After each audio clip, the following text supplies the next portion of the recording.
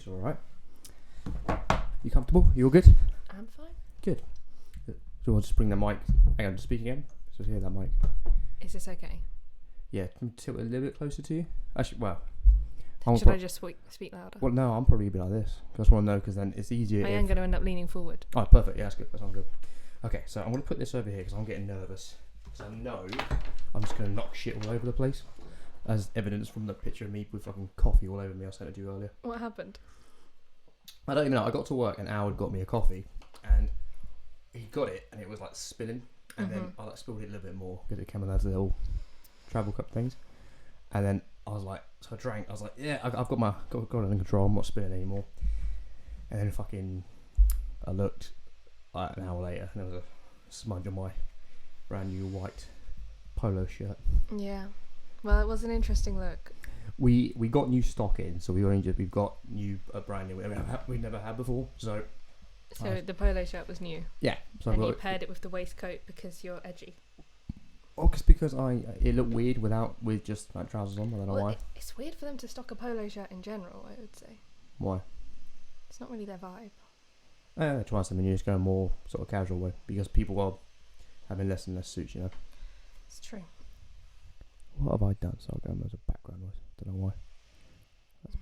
There we go. That's better. Hang on. Can you hear? We're all good? Can you hear me? Can you hear everything? I can hear you. Okay, I can't hear you. What am I doing? Sorry, I'll just play with that later. I don't know what I'm doing. You're going to record a podcast and you won't record me saying anything at all. Yeah, it's just going to be blank. We'll put subtitles on for my lip reading movements. Yes.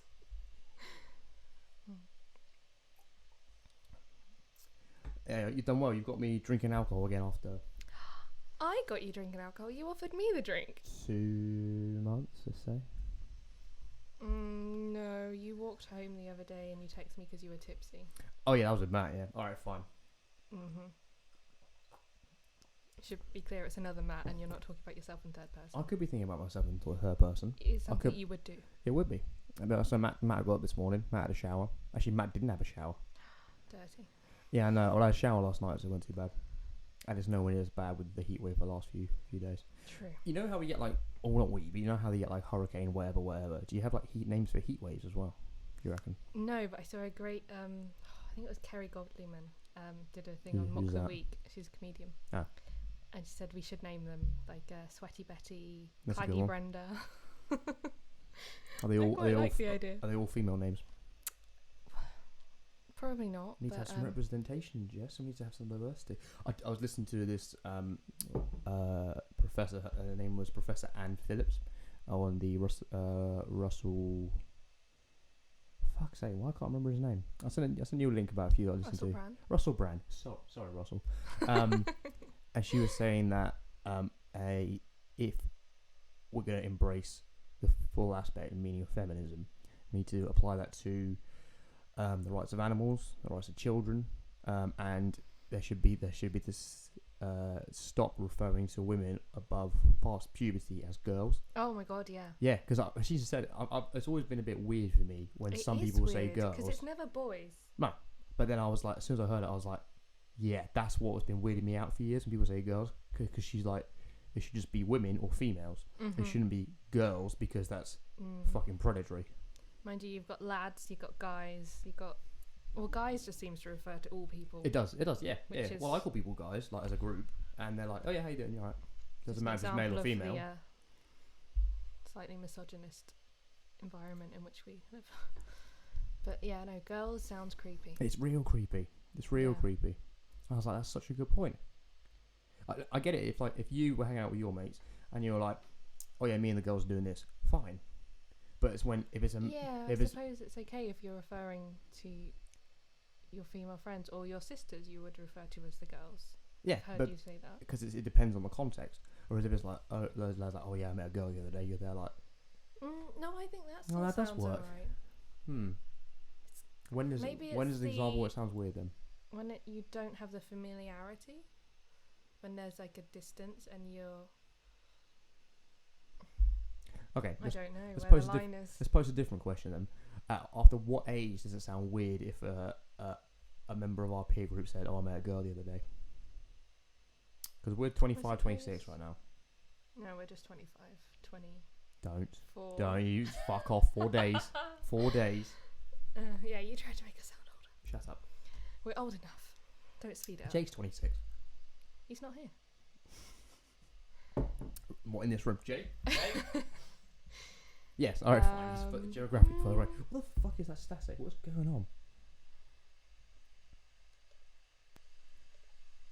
That hasn't You're helped. just making it louder. Yeah, I don't know what's going on. I just talk over it. It'll be fine. Yeah, whatever. I'll sort that later. I don't know at what point it feels weird to be called a girl. I'd say somewhere in your teens it becomes strange, especially because in your teens you're trying so hard to be seen as an adult, and being called a girl just makes you angry because you're like, I'm not a girl anymore. Not yet a woman. Brittany had it spot on. But okay, so you wouldn't say you'd either at a certain point. I would say it's only been in the last couple of years that me and my female friends have referred to ourselves as women, and it feel normal. Because I think there's that weird middle ground where you're not a kid, you don't feel like an adult, especially with all the connotations of being a woman. That feels like a lot. So there was a weird time in the middle where guys can always be guys, and then girls go from girls to something to women, and maybe we need a new label. I'm not going to be the one to come up with it. Well, Tina, yeah, well, why not? yeah. So, advocate for female change, why not? I don't think I want that responsibility.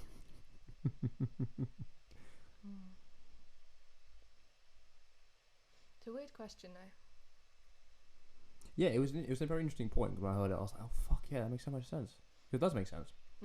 It's the kind of thing, once it's pointed out, you notice it everywhere. But again, here's where it gets, it's the nuance that needs to be applied to it, because like you just said, and again, as a female, you said, well, that sounds fine. If you say, well, I met a girl, you know, that sounds fine. But what to you sounds creepy then? But it's true that I would never go and say, I met a boy.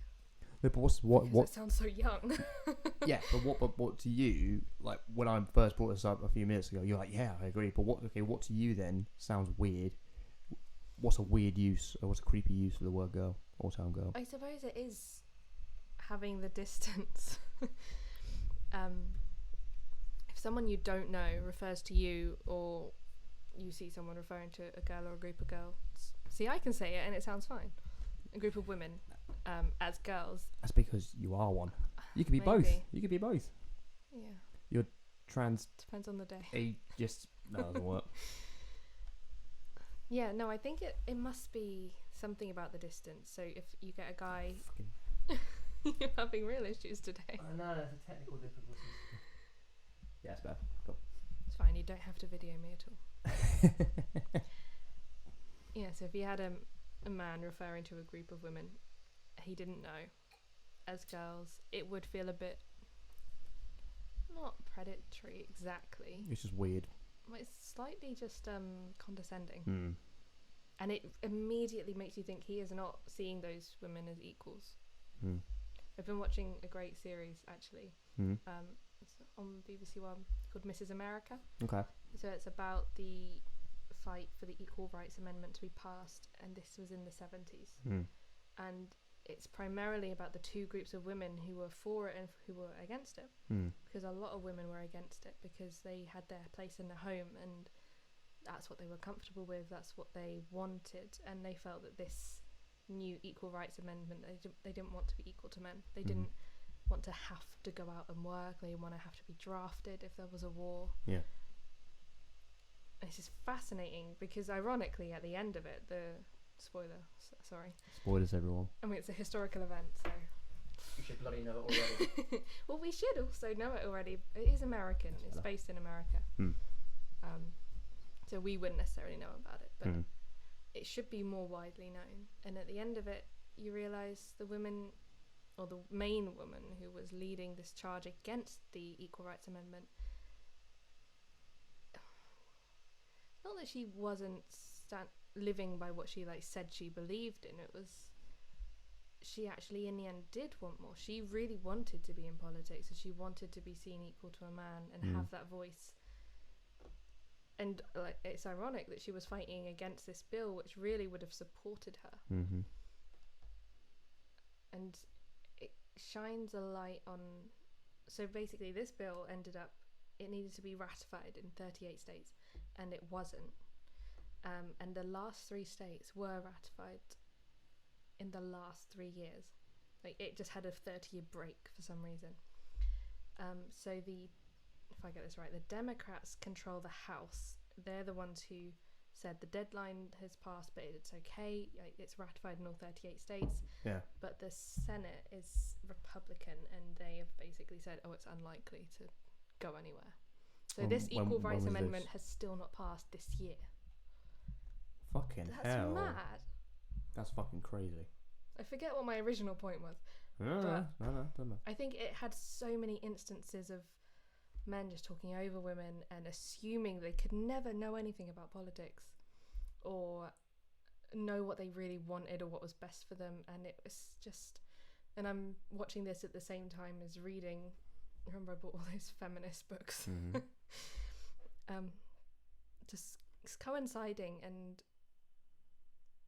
I'm sort of racking my brains trying to think if I've ever had any experiences where I've been not listened to or passed over or fucking sound's gone. Magic. Sorry, carry on. Yeah. I'm just trying to think if there's been any instances where I felt that I've not been treated equal to a man, and I've always felt so lucky with our group of friends because they do seem particularly enlightened compared to a lot of the other guys in our year and people that we know in general. Yeah. And I cannot think of anything, but then you sort of flip it and you think, well, has there been times where you go for the more obvious thing? Have you been objectified, and have you been, I guess, looked at and not really considered an equal, like something to be there to be seen for enjoyment rather as someone who's there to contribute to I don't know, just to society in general. And women are completely guilty of that too, looking at a man and objectifying him. But I guess I've been thinking about it a lot more recently. Well, what was, as to that proposition you just said, what's the answer to that? Have you ever felt objectified or felt otherwise? Yeah. Do you remember the year we went to Reading Festival? Like the only year I've ever been. I wasn't there. Oh, were you not? There was a point. So I think I must have been 17. Yep. So we were going through from the campsite to the arena, and the security guards obviously, and I was wearing like a vest and shorts and wellies, obviously, as a festival.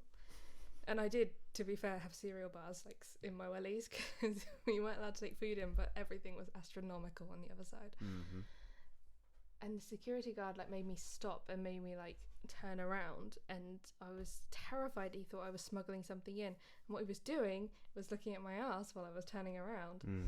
And a friend Tequila was there, obviously found this hilarious and high-fived the security guard as they went through. Right. Okay. Typical Shaquille. I laughed straight away. Okay. But on one hand, I was like, this is funny. Also, this is new. This is almost flattering. And yet, looking back, that's not flattering when a middle-aged man who is doing a job is looking objectively at a 17-year-old girl. That's not appropriate at all. Well, it's interesting you've made the dual point there, because you said it's flattering, it's funny, but equally it's not. So I think it's very difficult for some men. I'm so naive and so inexperienced where it comes to, like, you know, hooking up or getting off with strangers or picking up someone or wine night stands or chat up lines or anything. You just don't try hard enough. I've never done that. I've never been part of that thing. I've never had a group of mates who've been like, oh yeah, who'd you get with last night? I saw that bird with you or whatever. I've never done that, so I can't. That's true. That's what I mean when you say you guys are quite enlightened and you're quite traditional almost in a way. Yeah. You never went for that laddie culture. No, never laddie. But I don't know if there's something to being being that kind of guy, being that man who would see someone he finds attractive and just going over and saying it to them. Yeah, well, there's a difference between not in a drunk capacity, just in a sober. Yeah, no. I see you That's waiting amazing. for a bus or something like that. If that example. can happen, that's great. If someone has that confidence, that's instantly more attractive. If you go up, there's no games. You say, "This is what I think." Yeah. Well, I think ask what they think, but then not the going out getting a girl every night for the sake of it being like an ego thing. Well, this is why I think there's a confusion with the simplistic male brain. Again, I'm generalising, but this is how I can make sense. Is that they don't see a distinction between how the pickup is done. They just see that it is a pickup and the outcome. So they don't see a distinction. I would imagine they wouldn't see a distinction between sober, going to work, or respectable, saying, "Excuse me, I don't normally do this, but etc." And being, if you're interested, here's my number. If not, thank you very much. Walking away, as opposed to being on a night out, going to a nightclub. Some dude will come up to a group of girls, be loud, be boisterous, be slightly demeaning, slightly condescending, and just keep pressuring. Not in a rapey way, but just so much. It's always there. It's always attentive, always on until final. Everyone got so drunk to be like, yeah, fine. See, I think that's poles apart. Yeah, but I don't think men see that. I think they do. I think proper. Maybe. You see the difference between that. Yeah, but I don't do either. No, well. But you see the difference. I don't think it matters about your personal experience. If you're conscious of the difference, and I think a lot of our male friends would be, and female friends definitely would be. I think it is just part of that, probably a bit stereotypical, but the sort of laddie culture of you've got to get with a girl if you're going to be a man, and what they consider to be a man. And I think they wouldn't, this is again generalising, but you see the stereotype of the big group of guys going out in town getting drunk and hitting on girls, and because it's not important to them to meet a girl to have a relationship. See, I've slipped into girl again as well. It doesn't matter if they're drunk or they're sober. Shall we just say that anything under the age of 23? When I say girl, I just mean woman. Shall we say 23, 24? I don't know, it's tricky. It is tricky. Well, I think if someone's 18, they're a girl. Or I think that falls on looking definition. back, feels like it's definitely a kid still at that age. But equally, I was speaking to someone about it the other day. I was like, we, as a group, we probably started doing stuff together properly 2012? Around year 12-ish. No, definitely would have been 12. Yeah, definitely so 12. First year of sixth form. We had those 2 years. Yeah, so 12. It was transformative, that experience of sixth form. Yeah, 12 through to 15, let's say. Halfway through 15. We did a fuck lot in 3 years. We did a lot. I do feel like that's part of what bonded us, is that we all felt, not speaking for all of us, because it was a fairly large group at one point, I'd say of a good 15, 20 people. 22, 23. So not speaking for everyone, but I do think a lot of us felt quite, not naive, but just new to a lot of things, and we all experienced a lot of those firsts together, which was important. It was very bonding as well. Well, think about the events themselves. We've got Bournemouth, camping, 18th, New Year's, Christmas, driving. So many 18th birthday parties. Driving, drugs, more alcohol. Able to legally buy our own cigarettes. Not that sort drugs of stuff. For everyone. I want to point out. I'm sorry, Jess. One day you'll get there. Funny. No, I made the choice on a higher level to remain above drugs. But yeah, it's so much to happen in that time, and and again for yourself, even because 2013 to 16 for you would have been uni. Yeah. If you can call it that. I was home every weekend, so... I was going to say, I think you had the best of both worlds in that respect, in that you still got the university education, but you were still involved in all of us lot. Obviously, because I went to university, and you lot all stayed here in Reading, and didn't go anywhere. Like, most of you went to Reading College for a couple of years, so you were all still hanging out at the weekend. There's no change for 2 years, Yeah, so I had to come back. I felt like I was missing so much more from you guys being here than I would have been at university. And we did have more happen. It was Yeah, it basically felt like a continuation of sixth form where I just wasn't studying with you guys. The only difference I'll say is because pretty much probably 80% of my mates stayed. I'd say a lot of the girls went to uni, whereas a lot of the guys who are a lot of the Well, you girls, say that, but obviously my closest female friends stayed. Yeah, but a lot of the girls that I was close to went to uni. So you, Lauren, Amelia, Jasmine. Jasmine went to college first. Oh, you're right. She did. Yeah. Mm. That's it. Like I was saying, like 4 is a lot. Well, we were a male heavy group. Yeah, true. I was more comfortable with that, really.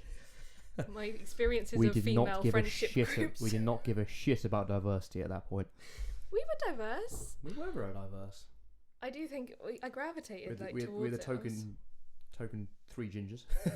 Nearly 4. That's not token, then. 3.5. No, 5. Sorry. Oh shit, yeah. Because we could have had. Would you class Ben Black as ginger or not?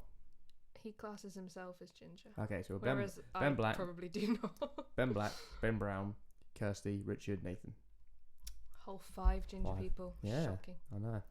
It wasn't that male heavy, I think, when you look at the wider group, but for the closer one, the inner group, obviously there was me and Jasmine, Emma, and Hannah. I forget. Oh yes. Sorry, Hannah. You are, in our defence, you are on the other side of the planet, so. Yeah, now she is. What can you do? But I think I felt a lot more comfortable around the guys. Fucker keeps moving. Is it just me or does it keep moving? Maybe you keep moving. Maybe. I don't think so. My chair's not moving. No, but you don't stay still. That's better. That's alright now. Yeah, I just think something about guys are just. Well, our group I found were our guys. Our guys. Yeah. There's just lack of comparison. Maybe they're just generally simpler when they're annoyed. They kind of say they're annoyed and. They're not going to go around bitching behind your back, and it's a stereotype. I wouldn't say simple. I'd just say straightforward. Yeah, straightforward. Yeah, that's a better choice. Yeah. I think teenage girls were hard to understand and to live with sometimes. Thing is, I completely get it because, you know, a guy's journey through puberty is the worst you're going to get is having an erection, trying to stand up and answer a question in class. That does sound bad. I don't like the idea of it. It's just hilarious for everyone else except for you. You want to jump out the window. I remember people's voices breaking. That's funny. Well, we found that hysterical. Yeah. The guys one is just, you know, because you're getting floods of testosterone at weird parts of the day, so you're just randomly like, why is everything at full mast? Whereas obviously for women. Obviously, it's so much harder. It's a lot more internal or less visible. Yeah, and I think it's more. It's obviously the physiological differences, but I think it's mentally and emotionally has more of an impact than it would for guys because there's. Maybe.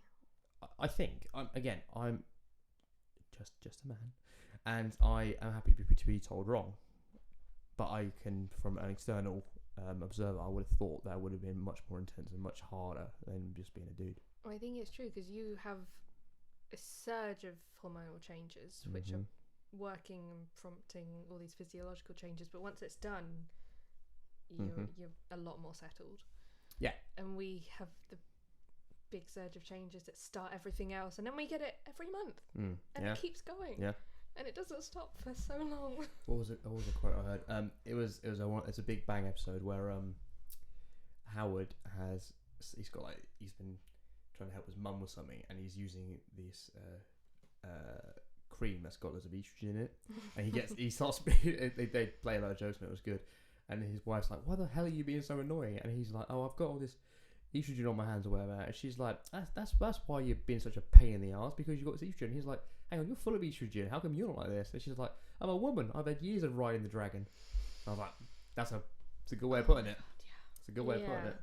You get used to it in a way, but also I think it's more that you come to recognise that certain moods, certain reactions, you start to learn that they maybe are prompted by hormones and aren't a genuine emotional reaction. I think I'm fairly good at this. I've always been good at keeping myself fairly distanced and I guess staying objective about myself anyway.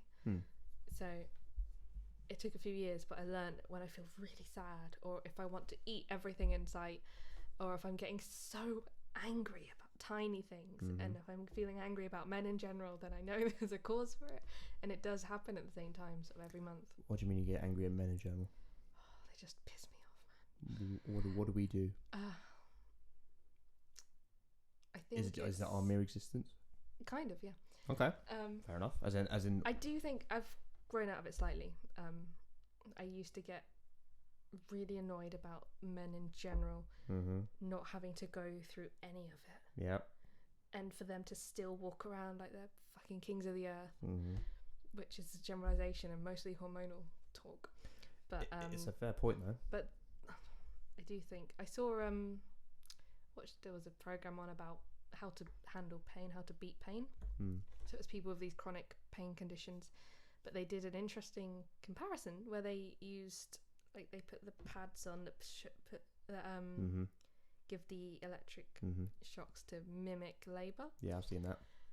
Oh, I just wish every man could experience it, because I'll experience it for sure. Well, that'd be great. But Hell also, yeah. if you think about like cramps you get during your period, which is essentially labour on a very minor scale, because it's the same contractions pushing blood out of your body rather than major contractions pushing a baby out. Yeah.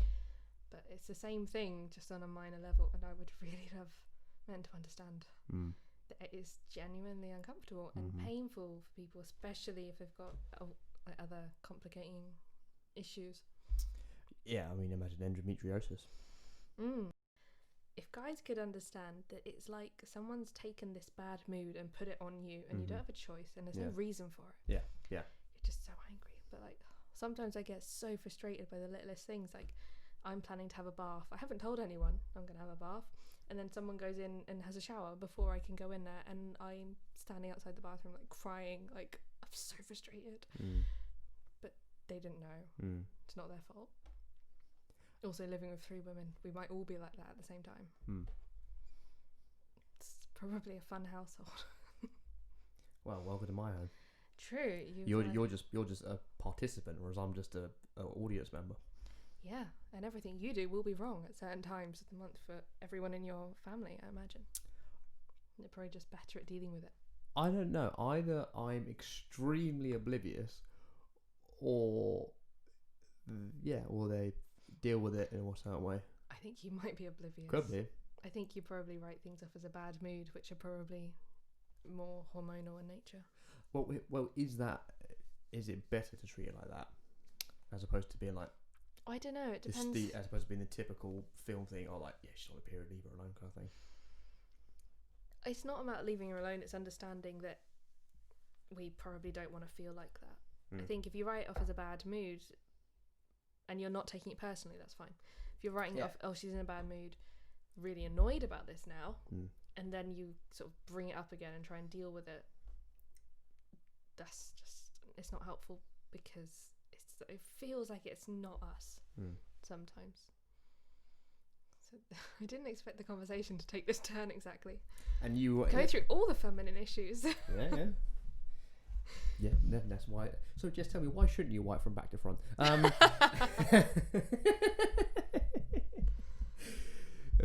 saw this guy doing he's doing a stand-up, he's doing an impersonation, and he was like, and we should always wipe from front to back.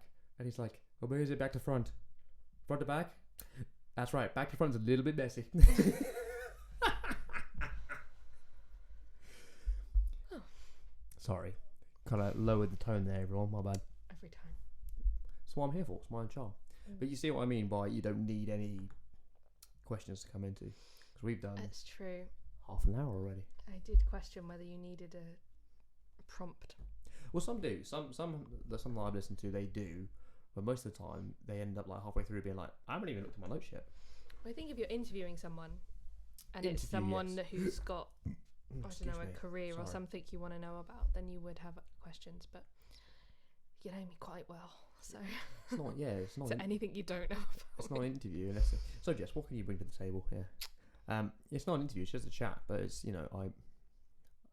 like I said, it's the connection I want to be able to show that, obviously, the discourse that we have, and also hopefully the other people that we know can then benefit from it, because then they can listen to it. That's right. I'm looking at you. You. I think I would like to point out that this kind of conversation is completely normal for us. Oh yeah, you lot should have heard what we were talking about an hour ago. What were we talking about an hour ago? Just being pretty good. It's just being dramatic. It was being good. It was being good. We talked about stress. What fucking grammar was that? Yeah, stress and the going to university and life choices and that weird period where you don't feel like a teenager and you don't feel like an adult, and there's so much pressure on you. I think we kind of covered that with the, This is true as well. Half of that with the, what's the weird bit between being a girl and a woman. It's true. It's just tying in with the whole pandemic and the university crisis that seems to be happening. Well, is it classic Amy? So my sister got her results on Thursday, just gone. So I come down in the morning, her and her mate, they're waiting for the results. They're waiting. So it's 8, they're like, I'm trying to get on it. Why is it not working? Mum, why is UCAS not working? Why is it not looking up? And then we're like, it's thousands of people all trying to get on the same site at the same time. It's like trying to get festival tickets for Glastonbury. Everyone's doing it. So it's going to crash. So Amy gets there, opens up, she's like, oh, I got really low grades. And so she's like crying. Oh, was she one of those? Yeah, she's like crying. She's about 40 minutes later, she's like, I can't believe it. They should have done this. They've messed up. Because they've all graded it's not everyone her down. real grades. Yeah, they all graded everyone down. Then 40 minutes later, she was like, oh, I was looking at the wrong page. I got in. But it does sound so bad for so many students whose grades have been calculated using this algorithm and not based on the mock grades that their teachers were giving them. It's tough. I'm glad I'm not a teacher, and to my teacher friends, sorry. I'm glad I'm not a teacher, because it must be so difficult to try and, But then how do you do it when they can't actually do it? Yeah, but imagine, like for me, whenever I did a mock, not whenever, but most of the time, I didn't give a shit. It was just a practice, so I didn't care. I know, I always thought this is an opportunity for me to see what I actually already know, and then I know what I need to revise. And I never took it seriously enough to revise for it. And I'm so glad I'm not in this situation, or I would never have got into university. Well, that's what I'd be interested to know, because Amy's an anomaly, because she studies so hard that she makes herself ill. That's how hard she studies, and in everything. It doesn't matter if it's a mock or anything. So she killed it. But yeah, I wonder what the percentage is for people who are just like, oh, it's just a mock. I'll do my real ones in summer. It's fine. I imagine it's at more than half. Yeah. Oh, easy. It's so stressful. But then equally, the teachers, if the teachers knew that student, they'd be like, well, I know they can do better than that because I've seen their coursework, for example, as opposed to their exam results. So I know their grade should be higher. So then what do? Because you can't take all of them and be like, oh, it's just their mocks. In which case, Amy's fine. But then you can't take all of them and be like, oh, this is their exam results. It was exam mocks we think they're going to get. In which case, Amy wasn't fine. But again, that's just Amy. How many people were in like that? Again, it's horrible for everyone. I don't envy them being in that position to have to make that decision. That's tough as shit.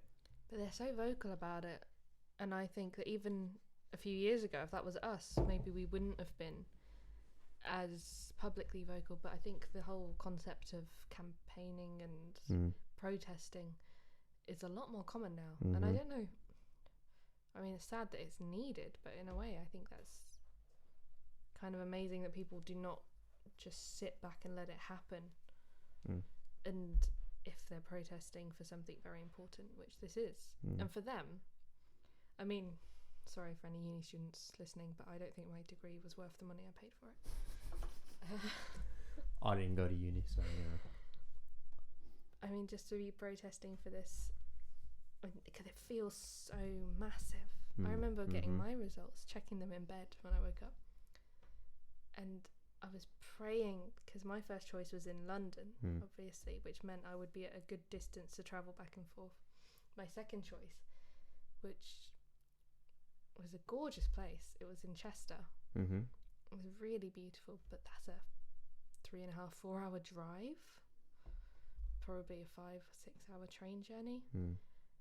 And the idea of leaving everybody, especially when I knew most people were staying here, was terrifying to me. I felt like I'd finally found a good group of friends I felt so comfortable with, that I felt like I was valued by. And then the idea of leaving, I was sure if I did that I'd be forgotten, I think, or if I came back it would be like I was a hanger-on again, or like a guest. I was just so scared, and the idea of having to meet new people and make new friends was terrifying. I think I've always felt terrified about the idea of making new friends. Well, because you can't believe you got them in the first place. I suppose because I don't know how to... There's always that awkward bit when you meet someone new where you're both being quite polite, and then something happens that changes a relationship into like a proper relationship where you're being real with each other, I guess. But I'm sure it must happen. Like, we sat next to each other in so many lessons. At one point, it went from us sitting next to each other in lessons and, you know, joking around and knowing each other within this group of friends to us genuinely being friends. But I couldn't place it. I'm probably going to say that they invited me out to chocolate chili cake and just watched me suffer. I'm pretty sure that was quite a long time afterwards, though. Oh, okay. And also, I would have found that delicious, and you just can't handle the heat. I can now, thank you very much. I've had jalapenos every day for the last 2 months. Why? Because everyone, spice is really good for the immune system to keep COVID away. That's why. True. Oh, well, then I should stop spicing everything down when you come over. Now I could probably deal with it, yeah. But at the time, I was incredibly weak. Well, when the boys and I, not the TV show, would make these ridiculous... The manwidges. Make these ridiculous... I'm so glad we did this 8 years ago, because today we would be just destroyed for doing that, I would imagine, because we called it fucking manwich. Even though it's a pun. It's a pun, people. It was hilarious, and I was so gutted they never invited me. So sexist. Yeah, it was. But I was allowed to come in the evening. All the meat had gone by that point, so I was much less interested. We were. It was me. The people who couldn't stomach it was me, Joe, and Nathan. Whereas like Alex, Shaq, and Jake would just pound on the Scotch bonnets and shit. Handle anything though. Jake Mathias is a friend of ours who is a man mountain in willpower and size. He one time his capacity for in just anything in those bounds. One time I said to him, the gardeners near our old school, they're doing the pub, not the people. The Gardeners Arms. Yeah, there's just a group of gardeners. They were doing it. They had like a eating challenge, and on the board it was like, you've got to if you eat in a certain time, you get it for free. And the previous one on the board was 17 minutes, and in that you had to eat a spicy chicken burger, which is about that big, a double cheeseburger about that big, and then I think it was like a halloumi burger. And I am struggling to believe that they're that big. They are. They're not exaggerating. I'm not exaggerating. And a full plate of chips. So we're like, all right, we did it. So I did it in 15 minutes. Jake did it. You ate it all? I ate the whole thing. Yeah. We just come from training, so I needed it. Jake did it in 7. Then ordered a giant cookie dough. Cookie was about that big. A big dollop of ice cream. Finished it all. He then pushed the plate aside and paused for a minute and turned to us and went, I had a steak before I came out. And we're like, what the fuck? I think his madness is summed up by the Tequila suicide incident. Oh yeah. Would you like to tell everyone how he does a tequila suicide? I think Tequila suicide is the name of the thing, is it not? Have I been misinformed? Tequila slammer. I think it's the same thing. Everyone else was doing a good tequila slammer. I was watching. Yeah. I think I was videoing, actually. Yes, well, I found that, by the way, the other day, the video. It's great. So also, this was at a Hawaiian-themed party. Which I was not there for, which is really annoying. You were not there? Oh, I had a family thing. So fun. I know. It looked amazing. We looked ridiculous. So, to be fair, he wasn't actually dressed up, which would have made it funnier. But everyone else doing the traditional tequila slammer. Tequila, wait, where to start? So it's salt, tequila, lime. Yeah.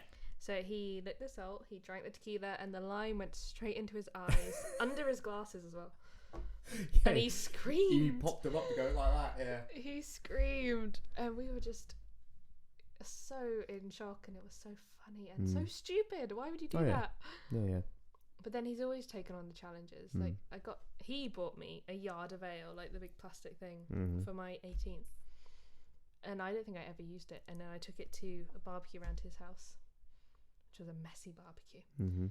Something really fun about day drinking, but messy because you start so early. And then we were barbecuing after having a few drinks. We were doing this yard of ale, so he just does that in the garden. We got real dangerous. We got to about 8, and me, Michael, and Jake thought it'd be a good idea to start splitting logs in his garden. You guys scare me in like hindsight. Yeah. First of all, there's an axe. We were fine with the axe because Michael is always sober, but me and Jake weren't. That's true. The axe wasn't the problem because Michael was swinging it. The problem was us getting the logs off the pile because he had about 20 logs in a pile, each about that thick and about that long, and one nearly fell on my leg, and it must each log like 30 kilos. That was the dangerous bit. You guys were dangerous. I mean, I was dangerous in that I think I was cooking.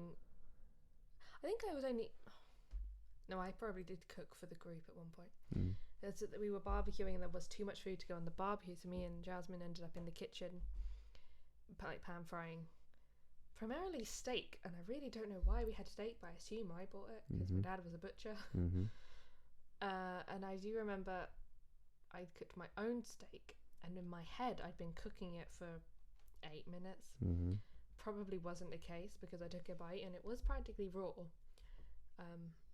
And Shaquille came in and was disgusted. And this is Shaquille who was always pushing like the next level.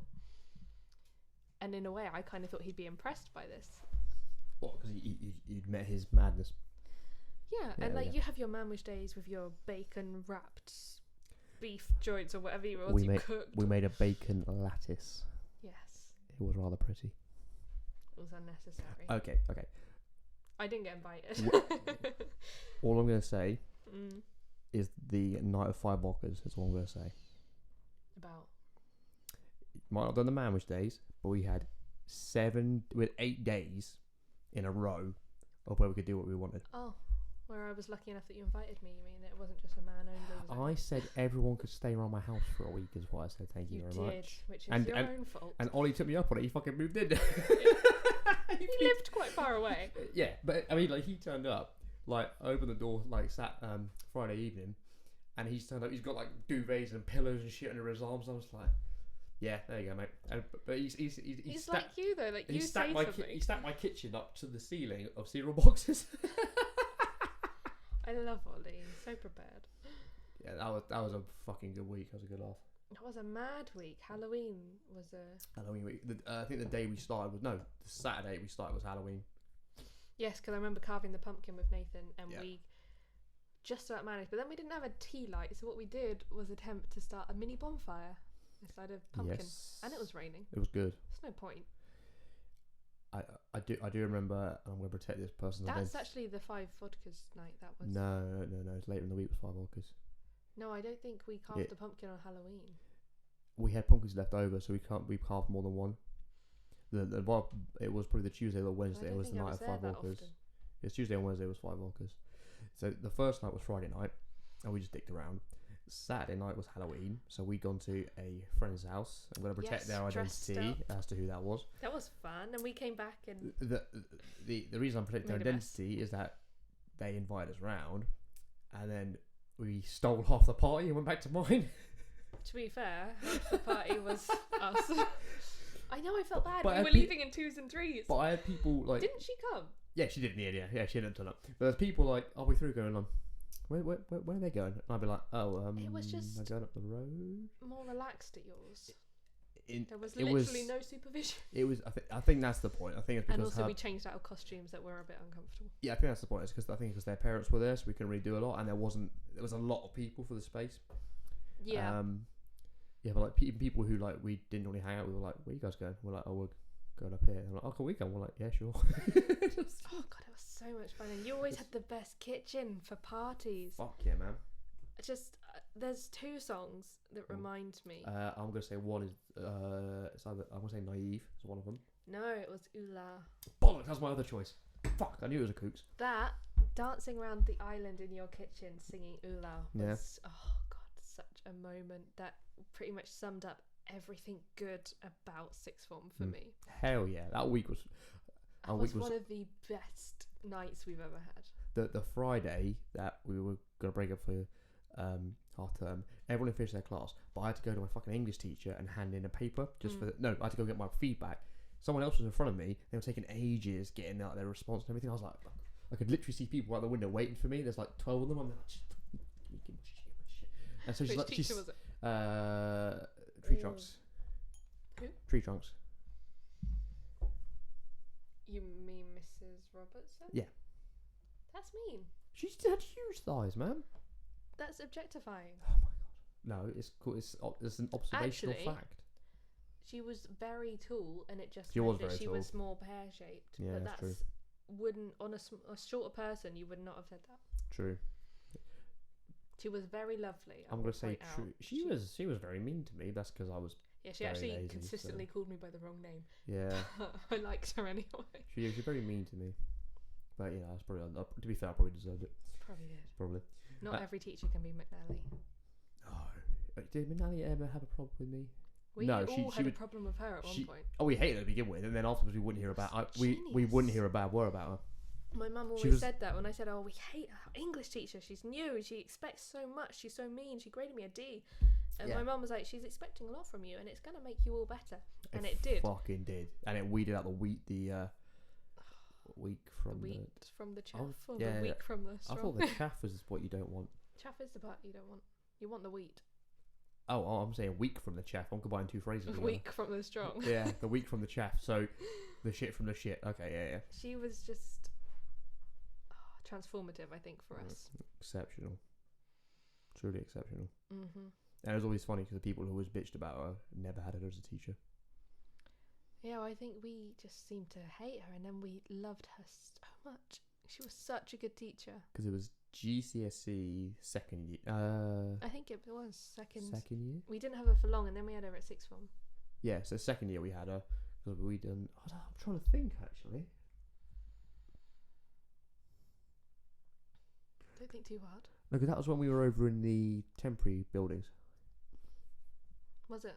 No, English was always in English. Not at McNally. I can't remember. I think I blocked out a lot of school.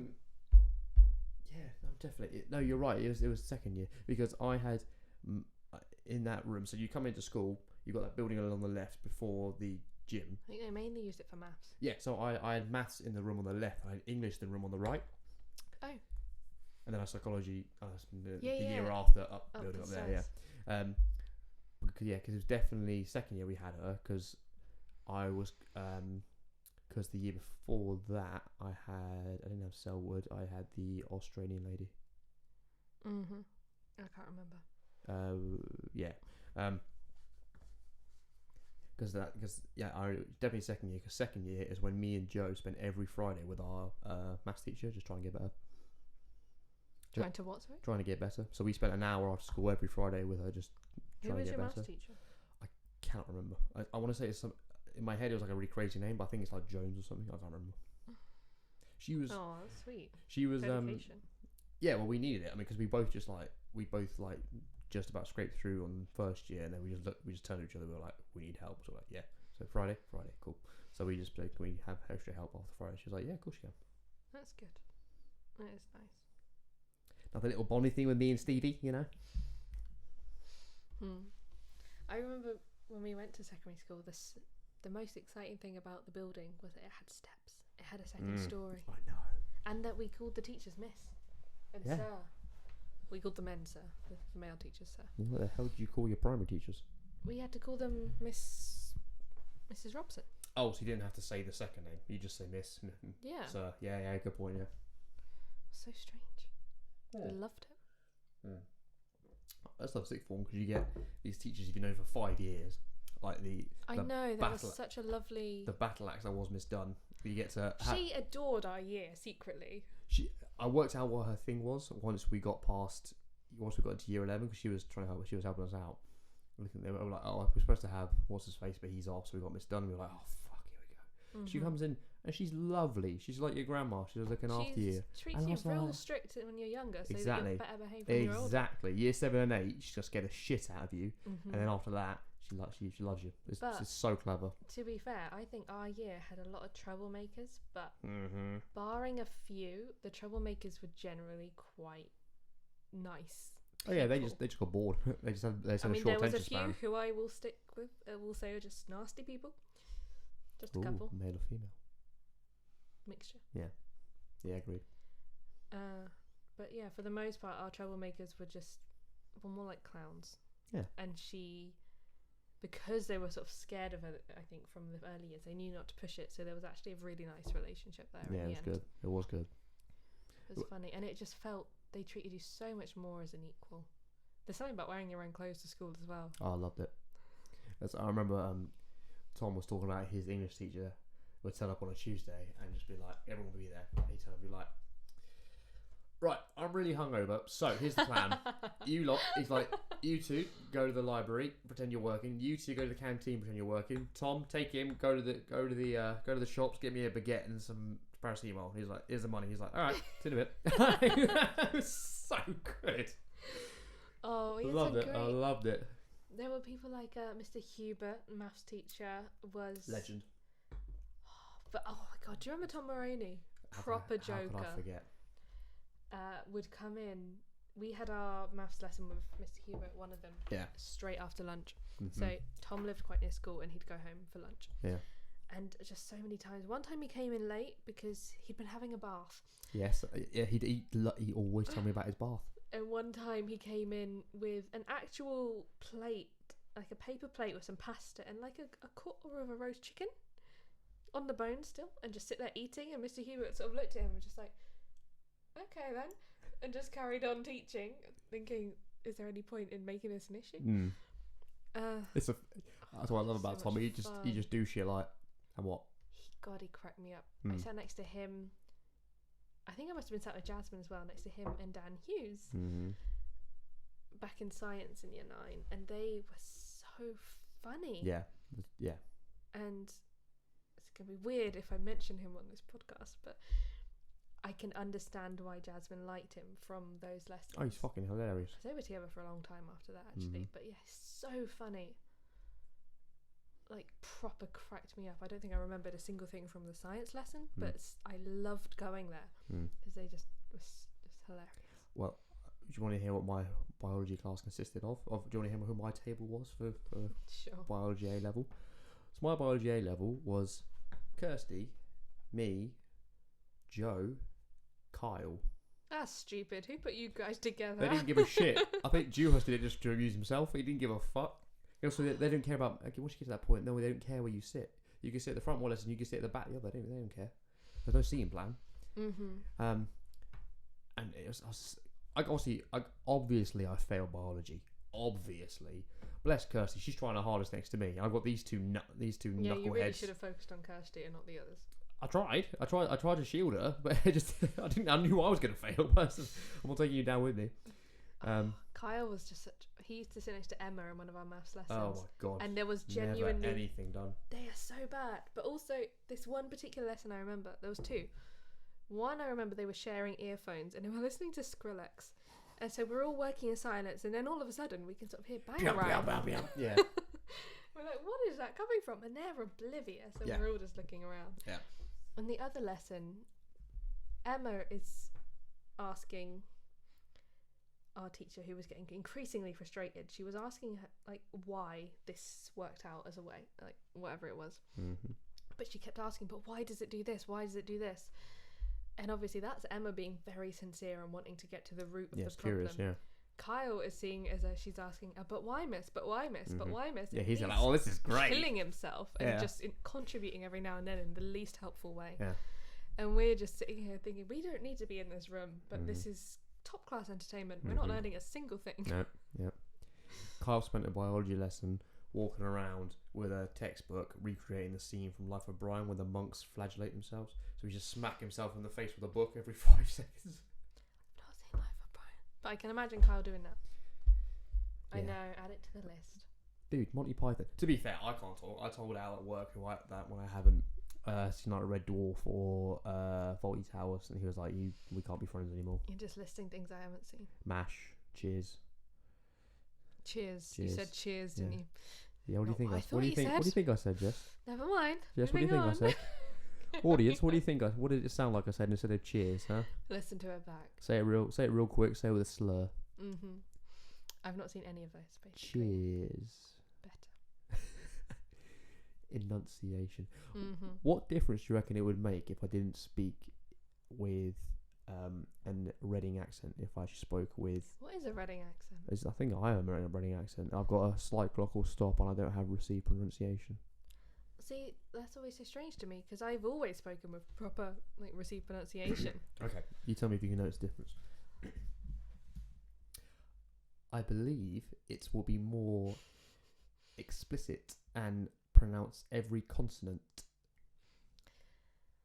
so. You do that half the time anyway. No, I do not. You do when you're trying to make a point. Not. I don't know. It makes me so uncomfortable. Well, now you just sound like you're struggling to speak. I am. It is rather difficult because I'm having to think about it. But it's like the overemphasis on the t or the k at the end of words. That's just over the top. But I hear it. It's you know when we learn about in poetry, we heard a lot of the Scottish poets were taking the piss out of the English language because of the overemphasis on received pronunciation. And there was one of the poems, I can't remember who it was by. It wasn't Sylvia, what's her face or whatever. I don't think she was Scottish. No. Anyway, they were taking the piss out of it, and they were doing a newscast, but it was written in Scottish. Oh, I remember this. Yeah, and that was the one that was given to my group. I've got a story about that as well in a minute. That's funny. I loved the way that was written. Yeah, it was taking the piss out of the whole thing. You actually did speak with the accent. It was great. Yeah, but it was just I think ever since learning the received pronunciation for everyone, that television and radio hosts are. I think less radio actually, more TV. Nowadays, less radio because local accents have more pull. You get more gravitas where you are, yeah. But they say the most trusted accent is it's a West Country, isn't it? No, I think it's a Brummie accent. The Brummie, okay, fair play. That's interesting. Yeah, there's something people don't trust about people who speak with received pronunciation. I completely agree. I don't trust that shit. And I never really know what I speak with. But I remember going to university and it was in London, but outskirts. But everyone who went there primarily was a proper Londoner. And they thought I was so stuck up. My friends at uni. Because I was shy, so I didn't say a lot. And when I did, I spoke with like this. I was pronouncing all everyone. of the consonants, my name is all Jess. of the vowels. Are we having a wonderful day today? Okay, no, I wasn't an idiot. Sorry, is that how you talk? But I was pronouncing every consonant, every vowel, and speaking you didn't just properly. You didn't say the T at the end of consonant. I did in my head. Oh, okay. So you're Helen fucking Mirren in your head, are you? They just they thought I was kind of posh and a bit stuck up, really, because of the way I spoke. But my mum's the same. That's where I learnt from my mum, and her friends at work make fun of her for the way she speaks. Really? But then in turn, she makes fun of me because apparently when I've been watching Downton or The Crown, I start to speak like they do. Yeah, of course you will. That makes perfect sense to me. That's why I don't watch it. I'm like, I can't stand these accents. Yeah, but it makes it's not me even angry. The accent, just the turn of phrase. She will laugh at me for saying. Turn of phrase is fine, but the accents on those shows, they make me just violent. Oh, I can't. No, it's amazing. I can't. Oh, what? No, fuck off! I ain't watching that. Would this be off? Yeah, no, fuck off. That's amazing. But you know that PT I showed you, he just swears all the time. He's from Bracknell. That makes sense. Yeah, so I'm just like, that's why I love him so much. That's probably why I love him so much. But I've known him for 2 years. Didn't known of him for 2 years. But I think it's only last week I realised where he's from. There's that familiarity. Almost. Yeah, I was like, that makes so much sense. But it's because he's got that relatable voice and he hasn't got that's clear English relatable to you. Etiquette. Yeah, but again, I'm probably his exact target audience, which works out really well because I like what he's saying and he will like that. I respond to it. But it's as you say. As they said about the Brummie accent, people are going to trust more. They won't trust the extremely precise, concise, other ices English accent because it's just like Like they don't trust it because it doesn't feel genuine. It's too clean. It's too refined. You're it like, is fuck too off. clean. Go away. I had a point where because I was a proper like I was a boff, which is a stupid word. Don't know why I'm still. Where did that even come from? I don't know. Oh, boff. Boffins. That's an old. Boffin's phrase. it's a tech term. It's what you'd call like the boffin would have been used. I'm probably gonna say like James Bond or some shit. Like Q would have been a boffin. Well, that's he's making gadgets and stuff. Is the I just term? wonder where the original comes from. I can tell you. Let's have a look if you want. No, it's fine. No, you've asked. People have asked this. Have a look. I think it. When I was at school, I was the proper like boff. I never had the cool things down. Like there was literally a year from year thing where it was cool to push your sleeves up on your jumper, and then it was cool to have your sleeves down on your jumper, and I was always behind that curve. Oh, I can tell you. Okay. Tell me. So boffin is very vague, but apparently there was a linguist who proposed the term derived from Nicodemus Boffin, a character who appears in the novel Our Mutual Friend by Charles Dickens, who is described there as a very odd-looking old fellow indeed. Yeah. Interesting. See, that's interesting how it went from that to basically meaning nerd in British language. And I think there was just I think I have an issue where if I'm uncomfortable or I guess just not feeling very confident, I get a bit sharper with the accent and it gets a bit posher, I suppose. Excuse me. It basically gets It gets less more posh. How? I didn't say grammatically it got posher. How dare you? The only person who tells me off for grammar. So I think you do the same to me. That's why. Oh yeah, high standards. Got to hold each other to it. Speaking of high standards, full bottle of wine. Yeah, man. It's an interesting story about this bottle of wine if you want to hear about it. So actually, hang on. Sorry, I'm being incredibly callous and rude because I'm talking over your story. I apologise. You feel? I think the gist was when I was feeling nervous and uncomfortable, I spoke with a stronger, with more like received pronunciation accent. Yeah. Classy. I like it. Not wasting the drop. Oh fuck that! Well. I know. I noticed that. And sorry, this table's fucked anyway. Doesn't matter. That didn't help if I was feeling like uncomfortable. If I was never cool. But then speaking like that just made it sort of more pronounced that I was not cool. I was a complete boffin, and I was always at the top of the class because I don't really have friends properly. So I did a lot of studying, and just the more uncomfortable I was, the worse or the stronger my received pronunciation accent was. And it just sort of built on itself. And then it wasn't until sixth form really, and I think Shaquille used to laugh at me as well for this, but in a nice way, in the way that Shaquille does, where he's flirting with everything that moves kind of way. And it was only after a while, I never even swore. Like I still only really swear in front of my friends, never my family. Okay. Even though they swear in front of me, I just can't get it switched in my head. Yeah, all these horrible fucking swear words. It's funny, the more comfortable I am, I think the more I'm dropping letters and the pronunciation goes, and I guess I have a more regular accent for someone from this area. But it's weird how you feel. There's something quite cold about it, I suppose. The received pronunciation. Because there's no character, because it's pronouncing every single thing the way it's supposed to be pronounced. But that's kind of why I love it, and that's why I love the crown as well, because it's just like an extra layer of this suit of armour they've always got on. I can't do it. It grates upon my delicate sensibilities. I can't do it. We should watch it though. No. Yeah. No, I'm good. It's incredible. No, it's not. Oh, certain bits are. I'm sure certain bits are. Yeah, I'm sure. It's just watching them have to put their personal lives on display, and just you see those tiny moments where they're thinking like, I need to put my public face on. Stop being rude. I'm not being disrespectful to you. I'm being disrespectful to the show because it sounds so fucking boring. Rude to both of us. I'm not being rude to you. I'm very rarely rude to you. I didn't say I'm never. No, I just rarely stand for it. I didn't say I'm never rude. I'm just rarely. Okay, I never get away. I never get away with it. Let's say that. No, you don't. No. You had a story. Oh, right. It's this bottle of wine. Oh yeah. So, it's a lovely wine. It's good. So it's a Malbec.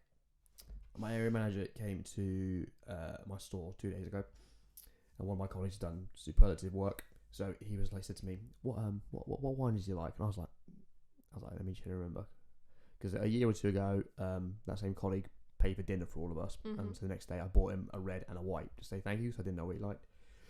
It's nice of you. And he took one of them home, and I was like, okay, yeah, so he left the. So so they were in the fridge. So he left the white. So it means put the red wine in the fridge. Anyway, he left the he left the white. So that means he liked the red. I was like, yeah, get him the red. So cool. Goes out, comes back. He's like, oh, there you are, mate. Area manager's like, here you go. Here's the red wine. And my colleague was like, oh, thanks very much. I don't like red wine. And my area manager's like, he tells me, he's like, the fuck is wrong with you? I thought you said you liked him. I was like, I swear. I was like, oh wait, no, yeah, it was. The other way around. That's what my area manager was like. I can't believe you put a red wine in the fridge. Fine, I'll go get the proper one then. So he goes out again, comes back with a Sauvignon, gives it to him. The guy's like, thank you very much. Then they go off. And so my colleague's like, well, I'm not going to drink the red, so do you want it? I was like, cool. It is very nice. Yeah. Argentinian Malbec, you can't go wrong. from Marks and Spencer's. Mm-hmm. Wow, inky dark fruit and dried flower notes over smoky treacly depths from the wine's maturation in French oak. I agree with the first 4 words. After that, I get none of that. Drinking well now and for several years to come. Well, I'm not really drunk all of it. This is a very lovely description. This I enjoy. Beer just doesn't agree with me, but this is bloody nice. This is real good. You're still off port though. I think it's because it's fortified. It's just bugging my stomach. It's definitely stronger. Yeah. Well, and I think it's because I was drinking it like this. Yes, which is probably not the right way. It's probably where I went wrong. If I had like a glass, I'd be fine, I imagine. But because I went through a bottle. But it's fine. By the time Christmas comes around, have a couple of glasses. It'll be grand. Hey, it's only X amount of sleep till Christmas. We're over halfway there. More than halfway. When I was younger, it's probably not even that young, and was really shit with numbers. I was like, oh, it's great having my birthday halfway through the year, because then I have another half to get until Christmas, where my birthday is not halfway through the year. It's 60% of the way through. So it's 70% of the way through. So there you go. It's not 70%. 65, fine. 8 months in. 8 months out of 12. Nah, I'm not going to pretend to work that out. That is 60%. That's 65, isn't it? 66. Ah, well done. Yeah. See, look at that. Well, shit at maths. Maths was my only A at A level. I was talking about this with my mum the other day. Yeah. I think meant to do better in general, but the sixth form happened and studies kind of fell by the wayside slightly. Really? What are you talking about? I had flawless grades through all my time at A level. What are you talking about? We had too much fun, really. It was a fucking blast. But I would never have traded it. I'm sure there's a few aspects. I'm sure I will. There were many ups. There was extreme ups and extreme downs. Yeah. But yes. Everything, when you're a teenager, when you're that age, especially when you're drinking for the first time as well. We were always drinking. It was great. Yeah. But the ups and the downs are going to be extreme because of that. So I think you have to take it as a whole. Yeah, as a whole, it was fucking excellent. I really only have good memories, I think. I may be choosing not to remember the bad ones, but that is my preferred way to look back at life. Fair enough. No point looking at the bad bits. Yeah, I don't agree with that psychological evaluation of digging up the things that cause you pain. I think there's a difference between digging up and resolving. Right. I think looking at a painful experience and coming to terms with it and then thinking, okay, I'm done with that, let's put it in the past. It's very different to digging up and then being like, see ya. Digging it up again and again and again. So, there was a great phrase. Something like something wicked something this way comes. What? Something about a dead horse. It was a weird phrase, but something no like beating a dead horse. Yeah, or something like looking back at like past experiences or something, or I'm gonna have to look it up because I'm gonna do it really badly right now. Something about digging up a dead horse just to check if it's still breathing or something. It's the same way. It's like going back to your past mistakes and like trying again and again and again. And the way it's written is much better than the way I've just said it, and I will find it at some point for your reference at least. Very kind. But I think it's a genius idea. It's just like we'll add a link to the actual phrase in the I'll leave you a description voice below. note. We'll put in the description below. Yeah. We'll have a link to the voice note by Jess for anyone who wants to listen. All right. I have to figure out what book it's from. It was so funny, but it's a good point. There's definitely a difference when something is resolved, and you keep going back to it and back to it, or if you're choosing not to resolve it and you're going back to it, that's just gonna trip you up. But then, if you leave something unresolved, then I truly believe it will fuck with your future. At some point. And it's just sort of waiting there. It's like a hole, I guess. You know the camouflage holes that are like traps. Where there's a hole in the ground and you cover it with the net. I know them well. Leaves. Yes. I hope you don't know them that well. Well, I've got Nathan as a friend, you know. True. And Michael. But it's like and Jerry one of likes digging holes. If you've got these issues that you're not dealing with, like big issues, the actual issues, not the magazine, and then you come to something in the future. No one was thinking about that. You're the king of those. Like, what? You cannot blame me for making a couple. I don't know what you're talking about, Jess. That is not in my repertoire at all. Could point out at least 2 you've done already. I haven't done anything. What are you talking about? My voice goes like this naturally. Anyway, I feel like unresolved issues and choosing to ignore them is just setting yourself a trap for the future, and you will fall into it. It feels like a threat. It feels like I was going to say, is it either a threat or a personal dig at me? You know, I don't always agree with the way you handle things. It's because I, in my own way, because I can't fight it, I just stick it in a box and throw away the key. Yeah, and I feel like eventually, if it's big enough, that will trip you up in the future. Oh, yeah, I'm sure it does. So why do that?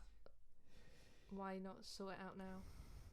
I guess it's a short-term survival method to not experience pain, I would imagine.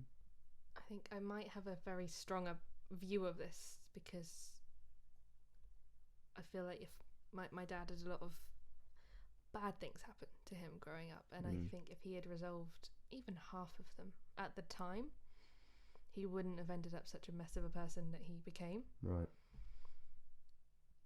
And that in turn wouldn't have messed up like my mum so much, and then by that extent my sister so much. And I mean, I still think I'm fine, but God knows I might be ignoring some major red flags. I don't know, it's hard to tell. But like his whole family, my mum's whole family, you look at anyone's family, you go back far enough to this, just a few decades, to a point where you're repressing so much and there's so many issues are swept under the carpet because you can't talk about them. And then you look at the way that's spelled out in the future generations. Just think, if that had just been resolved at the time, it could have changed so much. It's the lack of aggression, because I'm making up words now. You don't address it because you don't want the threat to the family unit. Partly. I mean, there's various stories in my family on both sides where you think these are just these major things happened and they're just ignored, and they you just pretend it didn't happen and everything's fine, and that issue is then just sort of like simmering away, and it's going to cause some major psychological issues and faults in that person growing up. Yes, but cognitive dissonance. Yeah, it's just like repression is never good. Really. And it will just show itself later. And if you think you're fine after like going through something major and never dealing with it, then you'll see it. If you don't recognise it in yourself, you will see it in your children, and it will carry on because you learn from the people who bring you up. Well, this is what's an interesting point you're saying that, because my I'm sure he won't mind me saying this, my dad was beaten by his father for a very, very long time. Yeah, I remember you telling me. And fortunately for him, my dad's significantly taller than me, so he hit puberty quite early, so it stopped about 12 or 13, because my grandfather was a coward and just wouldn't, just dad was tall, bigger than him, he was just like, I'm not going to hit him now. Don't risk it. Yeah. But which is why I've been finding that out when I grew older, I found it remarkable, and I found myself extremely fortunate to have my father the way that he was and the way he is, being one of the funniest, kindest fucking people I know. Because he could have easily just been, okay, this is how fathers and sons interact with each other, I'm just going to repeat that. Whereas he made the effort to deliberately go the other way. So that's his nature coming through out of that, in quotes, nurture. Yeah, and I think you can also choose to learn from your experiences, and that you go the opposite way. He is funny. I've never met a man who can keep a straight face like your dad. I was terrified of him for so long. So many jokes that went straight over my head because I'm like, shit, he's angry. No, yeah, years ago it was Josh and Michael. No, Nathan and Michael turned up to my garage once because I hadn't come home yet, and they turned up to the garage. And should point out your garage was a gym. Yes, so it was the home gym. They weren't just turning up. No. Yeah, they turned to the garage because we had kickbags, weights, and all that sort of thing. Because they were going to use it, and I was like 5 minutes away. They opened the garage door, and this is when Dad was significantly bigger than he is now. So he's there just shoulder pressing, she's fucking waiting, and they're like, shit. And he's just like, all right, boys, how you doing? And he's just taking the piss out of them as soon as they come in. Yeah, he's I was talking to the girls about it yesterday. I'm just like, I personally, because it's just all the time, and he's just consistently so funny all the time. It's sometimes wasted on me, and it's like he needs to write this down, and he started doing it unbeknownst to me a couple of years ago. He'd have like a holiday journal, so he just like, I can't even begin to think what's in that, because it was just all of his ridiculous phrases just in it. You need to voice note some of these to me, because I would love them. I can never get enough comedy in my life. I'll try and hear them. I'm listening to something earlier, and there's these American guys just doing British accents. And I'm on the train, just full on laughing out loud, and there's everyone around like, what the fuck is wrong with this guy? I'm just like, fuck it, it makes me happy. I'm not gonna not laugh out loud at this. It's just funny as hell. It's true. I used to, because I listen to podcasts when I walk, and normally they're comedians podcasts. Yeah. I used to try and hold it in, and now I just just laugh. And yeah, I to just hell with think, that, yeah. If these people are watching me laughing down the road, like, I'm obviously wearing headphones. Then hopefully that makes them smile. Yeah. And now carry on. Yeah. I was preparing dinner the other day, and I had headphones in. I was listening to the parenting podcast, Josh Widdicombe and Rob Beckett, and oh god, it was funny. It was so funny. And my mum came in, and she's like, I can just hear you giggling like to yourself. And I was like, it's just so good. Yeah. I did that when I used to listen to Live at the Apollo. I just be like in my room years ago, and my mum would be in her study below me, and she like your laugh carries. She'd be telling me to shut up. She's just like, I'm just crying, laughing, and shouting, laughing. Should we say? Excuse me. That's so good. I find QI Mock the Week. If I could go to watch one of them being recorded, I think I could die happy. Both of them being recorded. 8 out of 10 cats. I've never really watched it properly. Me not. I've watched 8 out of 10 cats. There's Countdown. Yeah, that's good. But there's something about the conversational style of Mock the Week, and the fact that you have so many regulars and there's so many relationships built between these people. And QI, where the guests are just so random and sensational. Like one episode, Jerry Springer was on it. That was incredible. Really? Oh yeah. That's cool. It's amazing. That's cool. I watched one the other day. It was Aisling B sat next to John Barrowman, and that's a bit of a weird mix, but oh my god, they're funny together. That's cool. You don't think they've probably not really met. They're just rolling with it. Alan Davis is one of my all-time favourites. Yeah. Sandy Togsvig can do no wrong. Sandy's excellent. Well, Graham Norton, same thing again. God, the sarcasm. It was the best one I saw was Will Ferrell and Mark Wahlberg. I remember that was one. Excellent. That was fantastic. That was so many. I remember he had Michael Bublé on, and I always said the boobs. Michael Bublé is always a bit over the top, but this was him coming back for his first interview and after a couple of years off. Yeah. And he was so excited to be back. It was infectious almost. But he was on the couch with Taron Egerton. You know, I love Taron Egerton, who can do. Hey, what's Taron?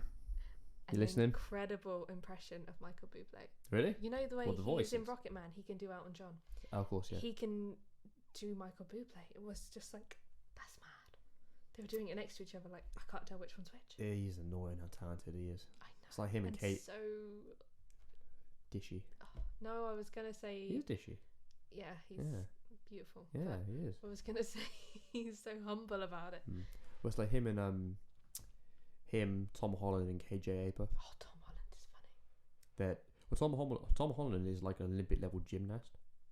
I think I saw this somewhere. Yeah, that's as part of his like training regimen. I mean, he did that before, but that's just what he does. Like, does help out with the being Spider-Man. major action scenes. But you know who KJ Apa is, right? I know who he is because I want our friend Henry to dye his hair the same colour. Yeah. But so before his character in Riverdale, as Archie, obviously he plays in a band as well, songs or whatever. A year later, I saw a video on his Instagram about him just in like a jazz club, and he's playing guitar. It's like he's like Jimi Hendrix. I was like, what the fuck? Like, how? That's so annoying. He's that good. I felt like that about Bradley Cooper when I realised he learnt the songs and he was singing and he like properly he went method on the whole performance aspect and he learnt everything. Bradley Cooper? In A Star Is Born. Oh right, I was gonna say what am I thinking of Ryan Gosling? Ryan Gosling another one as well. Oh my god, yeah, Same he learned thing. the piano, didn't he? Yeah. Oh. It's a good song. They're too talented, really. Well, I think the Kings so far are Jamie Foxx and Eddie Murphy because they're both stand-up comedians. Eddie Murphy songs are classics. Excellent. Guitarists, musicians, actors, producers, writers. Like Eddie Murphy has an album with Snoop Dogg. Of course he does. Of course he does. And you're just like, that's just what you're like. I think there's probably other people on that level, but they are great. I think the rest of them probably aren't still alive, annoyingly. So like Prince, possibly a lot of them. Like Prince, David Bowie. Well, that's just musicians on another level. But David Bowie was funny. Actors for both of them as well. Prince is a new girl. That doesn't count. I mean, he had films as well, but I don't know if his acting abilities were necessarily...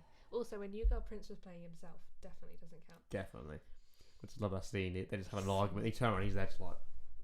I just love that he didn't let them have time to freak out.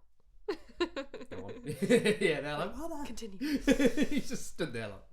He's so small. He is. Oh, he was too good though. Him playing table tennis with Cece. He's there like... Have you seen the clips of him playing what was it? It was a tribute, I think, for someone. And it was him and all these other major stars. And he's playing the guitar. And he's so, I guess, lost in it. He leans over to the point where he should fall, but the audience are holding him up. That's cool. Oh, God. That's real incredible. Cool. But I completely credit my mum with me being interested in any of these people. And we watched quite a lot of music documentaries. So, like Fleetwood Mac, I know quite a lot of the ins and outs, especially about the Rumours album. Okay, I don't know much about Fleetwood. So good. They've gone through so many incarnations as well. And then Prince and George Michael and Eric Clapton and all these people she was such a huge fan of, and the Police and Sting. And I'm so grateful that even if I didn't want to necessarily hear all of this music, I did. My dad loves the Police. My mum was obsessed.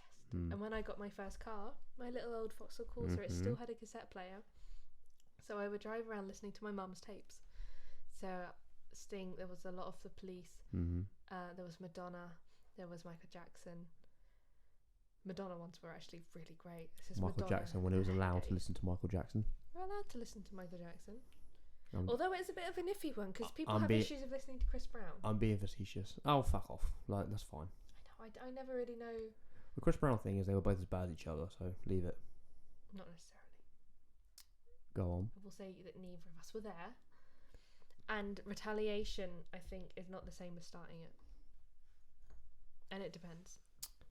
Which is worse? Starting it. Okay, good.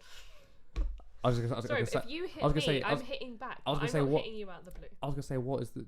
I don't know why you need to put a distinction there. They're the same thing. But you said they're not the same thing. Of course they're not. Oh, right. I got you. Fine. They're both... They're both bad. Yeah, if I'm angry, I'm not hitting you. But if you hit me, I will hit you back because I'm not being hit. It's my example. I did have, up to a certain age, being like, oh, it's fine if a woman hits you. Then I was like, nah, anyone hits me, fuck off. No, it's not. I mean, that's the thing. Also, Yeah, I was like, anyone hits me, if nah, I'm hitting you anyone back. hits you, like that is a bad move on their part. Yeah. Hitting back might not be the best answer, but I would say it's justifiable. But the fact if it's a woman or if it's a man, relevant. Either way, well, anyone hitting you, that's out of order. And also considering I've known some badass fucking women who could kill me, like. Yeah, well, you keep teaching me self-defense, so I could crush a man with your thighs now. There you go. But I mean, yeah, you don't know. There's some people I've grown up with. You're like, yeah, they could fuck me up. You should never write someone off based on gender. No, or just for anything in general. Yeah, especially more and more people are, doing self-defense, Muay Thai, UFC, all that sort of stuff. Mm-hmm. It's great. It's awesome to see. It's really good. Yeah, and both ways. Like if you think only women could, I can't think of an example exactly.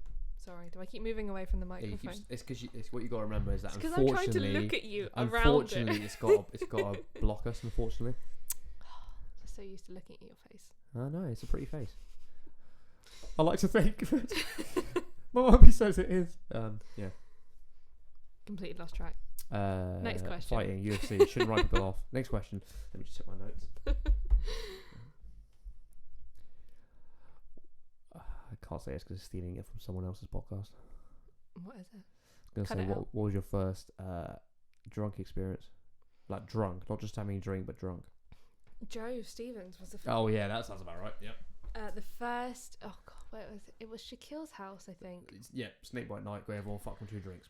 Yeah. Yeah. He taught me about snake bites. I'd had a few drinks before then, but he taught me about them. We were making them together, and people kept telling me you might want to have like a drink of water between them, and I'm like, oh, I'm fine. It tastes like squash.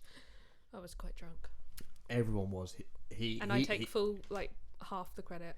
I was gonna say I don't remember you doing it, but that makes a lot more sense now. If the 2 of you together were boiling that concoction. Well, I'm dangerous, and we will forget this. I know what he's like. I'm like, yeah, exactly. Hit me up, mate. Let's do it. He taught me. I know.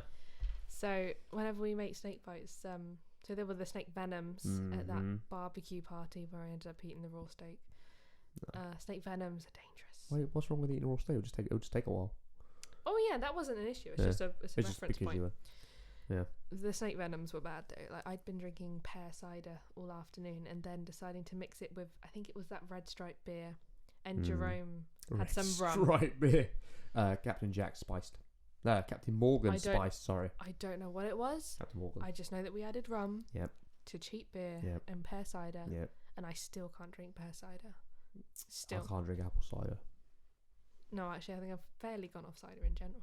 But because of that was sugar. so bad. Mm-hmm. That was the night I think Jerome later threw up, and I tried to catch it with the only thing I had, which was a baking tray on the floor in the front room. That's pretty good. That same night, so that morning or day before, I'd gone for a run, pushed myself quite hard, so my body was pretty sore. Then I was like, yeah, cool, got a pie, get really wasted. And we did. I think it's the first time I actually got high that time. No, that was for me that was. If it was not the hotboxing time. No. I wasn't there for that one. I don't think. Oh god, that was a mess. I wasn't there for that. This was in the garden because there was just so many people doing it. So it was just the proximity. Maybe. And so we left about midnight. No, 1. Sorry. It was me, Tom, and Joe go and stay at Yuma's house because Yuma lived across the road. So Joe and Tom got the bunk bed. They top and tail the bunk bed. Yuma got the top, and I was in the corner, literally like this, for 7 hours. I then woke up the next day, and I had to get them to straighten me out. Ouch! Because first of all, it was from that running. Second of all, it was from jumping around and dancing all night. And dancing hurts. And third, it was because I'd been like this. Yeah. And so I had to they had to help me down the stairs because every step hurt everything. God, and his stairs were so dangerous. They were. They're so steep. Wait, Yuma's or Shaq's? Both of them. They lived in the same area, same house, and Jake's. Yeah. All the same. Oh, Jake's was the worst. It's funny because you can just slide down them, but Jake's will screw you up. No, they were just so steep, so dangerous. I always enjoyed just going around Jake's, just I was messing around because it'd always be Harry sat upstairs in the room, so his computer, like, all right. Oh, typical poor younger brother. It's just like, all right, boys.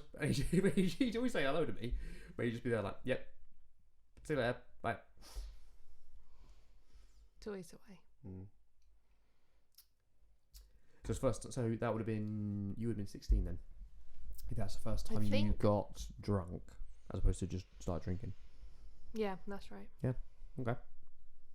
Yeah, because I'd always had I had like a few Bacardi breezes at home. I know. Such an English fucking drink, isn't it? I'll have a Bacardi breezer, please, Gary. Drinks. Oh, my mum used to get them for me, so that, and she'd let me try her wine, which I hated at the time. So that alcohol was never a big thing. Yep. It was always you can have these. Like this is okay. Alcohol is fine. Yeah. Don't think it's secret and hidden. You've got to go and drink tons behind a shed. I remember drinking vodka mixed with Fanta Fruit Twist with my friends in year 10, and they were so shocked that I would drink it because I was the buff, the square, the geek, whatever. The Charles Dickens. Yeah. But I never had an issue with drinking, but they had all these stereotypes of me, I think, in their head about who I was. I mean, I don't think anyone really predicted the level of drinking that I would enjoy. Not that I was out getting smashed every night, but I just really enjoy drinking. When we did, we went in hard. Oh, yeah. There was the New Year, we started off at mine. And then, classic New Year. And then moved on across to another house. Peach snaps and water for the win. It was the thing I loved the most about that was we'd all got up the next morning. All of us were like, oh fuck, but we still all together at the same time cleaned the shit up of everything. I don't think we were meant to be in Emma's house. We weren't supposed to be there, but my point is that we did it together. We did it all together. We were all in the same boat. We'd all suffered together, and we're all still there like, yeah, we'll do this, got to do that, got to get it done. And I remember it was 8 of us took all the bottles down to the Yes, I remember you had to do trips. Luckily we did it in one trip because it was just down the road, but even that was really, really difficult because it was so much to take. That was a difficult New Year. It was good fun. That was a lot of fun. I remember walking to yours when we were all ready, all made up, and we were quite late. And I ended up, the minute we got there, because Hannah needed help putting her false eyelashes on, and for some reason I was the person who did that for everyone. Which you didn't do it for me. You didn't ask. Yeah, I stopped after I poked Emma in the eye with tweezers once, accidentally. That's a good should move. Point out. But I had to go and help her put her eyelashes on. But she was having an argument with her boyfriend. It was Joe at the time. Hannah, you mean?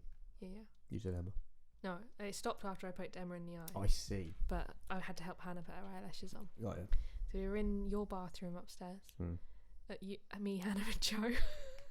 I was doing Hannah's eyelashes. They were having an argument. Well, it was always so fucking weird because there would be people. We don't have a party in my house, and then people would just sneak up to my room, and it's not so that people can go bang. They just go up there because no one else could hear them, and they just. Oh my god! Yeah, we had so many chats. There'd be 4 people just in my bathroom, like this little cupboard, just talking. I'm like, what the fuck are you all doing? Go stand in the corner of the garden. And they're like, no, we'd like it up here. I'm like, yeah, they get comfortable. All but right, I was never one for that really. I was never normally part of those. I think that's why.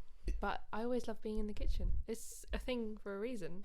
It's where everything happens. The thing that it's funny you say about being comfortable. What I love the most, and this is from Joe and Nathan, is that they could walk into I could walk into my house. They wouldn't knock. They just open the door, walk in, and they go straight. They knew, like they'd either go straight to it or it would be like a couple of minutes in, and they go straight to my glass cupboard, get out a glass, and just make themselves a drink. Like they wouldn't, they make themselves a cup of tea or a coffee or anything. Like they wouldn't. I love that when you're that comfortable. I love that. Some people be like, oh, that's really rude. I'm like, no, it means they're my family because they're part of my house. They know where everything is and they know that I don't care. They don't ask because they know they're going to go get it. I think I'll always ask when you're living with family. Yeah. The minute it's your own flat, I'm making all the tea. Oh yeah, and also equally, it's when if the 95 Walkers is like my family wasn't there, so everyone just knew everything was. They were like, yeah, we'll go do that. We should clarify the 5 vodkas is 5 bottles. Yeah. Oh yes. So not just 5 shots. We're going to clarify what we talked about 36 minutes ago, which is not an exaggeration. The night of the 5 vodkas happened in 2012. Yes, 2012. October 2012 was a half 13. term. No, 13. October is when I started working. People had gone to uni by September 13. Good point. Well Thank made. Thank you. October 12th, so it would have been the last week of October during Halloween. It was just Halloween week. And the night of 5 vodkas is half term. Yeah, we got 5 bottles of vodka, and they were the red one, a small the double black regular original. Yeah, double black. Which is what was that meant to be stronger? It was triple distilled or something. No one could taste the difference. No. We got a vanilla, lime, and a lime. Apple. No, was it vanilla I think or was we it got cinnamon apple, one? not lime. And when we had we definitely regular, had two. You're right, with giant red we had red a one. liter of red. regular. The black. And then a small regular. That was a blue one. Though. We definitely had apple and lime. I remember that. Vanilla might have been a different night. I've got a picture somewhere. But anyway, we had them, 5 bottles of vodka. And how it started is we had them at the end of the table, and we were playing them as forfeits in a game of poker. And Did we start with poker? That's how we started with the bottles. Traditional. And then we woke up the next day, and they were all empty. But we night we moved on from poker. We did something else as well. That was a full-on party night. That was. And I savage. remember making a drink that tasted exactly like Skittles using the apple or the lime vodka. Yeah. And I ended up making that for a few people. Yeah, but that's what we need by the night of 5 vodkas. It wasn't just we all had 5 vodkas and went home. That was a night of dancing around the kitchen to Ula, which I can't say in my accent. I don't know why. It sounds so strange. Ula, You've got to sing it. Good girl to me. God, that's. And then we ended up dancing outside in the garden when it was raining. Yeah, that was good. I say we, you, me, and Emma. Yeah. Emma. It was a great. We were the only ones who could bear the rain, apparently. I'm trying to think if anything else happened noteworthy that week. We had a couple of Nerf wars. Oh yeah. We didn't have the Nerf war though, because that was a year later. That was a year or two later. That was carnage, because I think it was like 10 aside or something. It was Cleaning something up stupid. after a Nerf war. It was really hard. I remember when Jake walked in halfway through that one, and I was on the floor in the hallway, and the girls were on the stairs and the boys were in the kitchen, and we're trying to get them on there, and then everyone stopped, the door opens, and everyone's like, "Fuck!" And Jake walks in, and he's like, pulls out his bag, and he just starts filming, because he knew what was happening, but he just turned up late. But he just like, you guys were cruel. I went to the loo downstairs. We gave you the good guns. We got absolutely destroyed by you lot. Yes, we did. I went to the loo downstairs, and when I came out, you were all in different places, aiming at me. Yeah, that's pretty funny. Was completely open. Okay, against you, yes. As a team, the boys got the shit kicked out of them. Oh yeah, I mean, you weren't very tactical. You didn't see it. Well, we thought we were. You thought you were. We got two of us to stand on one side of the kitchen. We left the front door open. We got two of us to be on the kitchen while the rest snuck around the back and came into the living room. Yeah, I was doing the opposite. I was leaving through the kitchen, coming all the way around so I could come in the front door and come up behind you. Yeah, because I've got the pictures of the forts we made. That was actually really fun. It was. I quite missed doing that. Yeah, same. Well, it's cool. This is what I was getting at when I was showing you earlier the pictures of all us lot I've collated. Is that it's a reminder of ourselves that it's how awesome it was, but B, to show that this is what we're gonna fucking do again. Mm-hmm. Maybe we're slightly different people, but we're gonna do it again. Different vibe when we get older. Maybe, or maybe we'll just go to fuck it. We'll do what we want. Maybe my housewarming will be a complete mess. Yes, we've got time to plan. Maybe, but we will definitely for sure. I've still got my Nerf gun. I don't have any. You got rid of all of them. Yeah. You had such a collection. Yeah, well, my cousin's like 7, so I thought. Oh, I'd give it to him. Yeah. Let him have the enjoyment of it. Yeah. Whereas my uncle's like, "You're a fucking arsehole." Well, Yeah. it's like, what? I gave him 15 guns. What's the problem? I remember they were so bad. They were good. Good times. My We have grown up a little since then. My first ever bonding memory is with Jake over Nerf guns, and it was Monday morning of that week. Everyone's gone to people have gone to work. Some people have gone back to school, so they do a bit of work over half term. Well, they've gone home just to recover. And me and Jake were like, I said to Jake, he didn't say a word to me the 2 days we were there, and I was like, I need to go get some more bullets because these were broken or whatever. And he was like, all right. So we go down to Tesco. We walk in your little purple Daewoo. No, we walk because I didn't have a car at that point. You didn't have the Daewoo. No, I got it in 13. Okay. Okay, no. Actually, no, I remember pulling up. Someone could drive at that point. Joe Jasmine. and Jasmine. And you were walking back with your giant Tesco bags full that you'd carried the entire way. Yeah. But so we walk from my house to Tesco, which is an hour's walk, hour and a bit. Definitely. Don't say a word the entire time. We buy. We each walk to the toy section. We see the giant Nerf Hellfire, which is basically it's a 8 cartridge point, which you can slot anything from 9 in each port to 12 in each port. So and it rotates, so you've got anywhere between 36 and like 70 bullets. So we each bought one of them, then carried it all the way back to mine in total silence, set the whole thing up, and then we've just been best friends ever since. It was just that. It was 3 hours of just walking and just saying nothing to each other the whole time. It's so strange because I feel like I got very close to Jake in that me and Jake and Jasmine had the same free period where we'd walk to Tesco and we'd buy sushi. It was on a Friday. And normally a milkshake. I didn't buy sushi. Well, here's a good shout. I rarely bought anything because I didn't have a lot of money. But they'd always get sushi and a milkshake, and I'd have some of their milkshake. And we walked back. And it was Sushi Fridays. It became a thing. And it's so funny, the weird little traditions and the little things that can bond you when you're that age. It doesn't take a lot. And it's nice, so.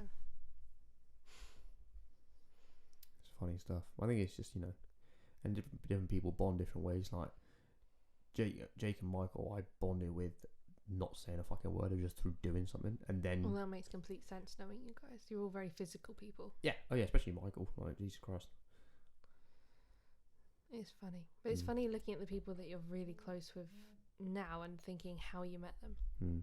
I remember Jasmine was my best friend, and we met Emma, and I was terrified because they knew each other through a choir they'd been part of. That they would be best friends and I would be left out, and you could never see the way it ended up, where we were all just I think as a group just so in love with each other.